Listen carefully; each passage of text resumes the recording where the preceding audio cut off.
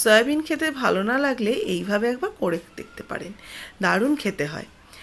প্রথমে সয়াবিনগুলোকে সেদ্ধ করে জল ঝরিয়ে রেখে দিলাম। এবার একটু তেলের মধ্যে রসুন কুচি, লবণ, হলুদ দিয়ে রসুনটাকে একটু ভাজা ভাজা করে নিয়ে দিয়ে দিলাম সয়াবিনগুলো।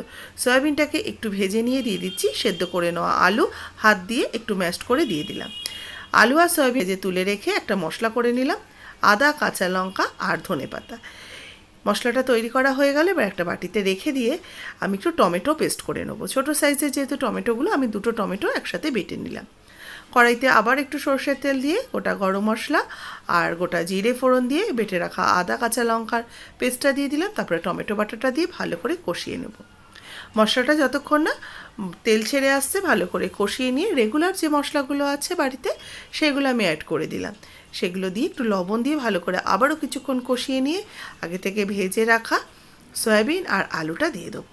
আলুটা যখন ম্যাশড করবেন একটু যেন গোটা গোটা থাকে, একদম যেন ভেঙে না যায়।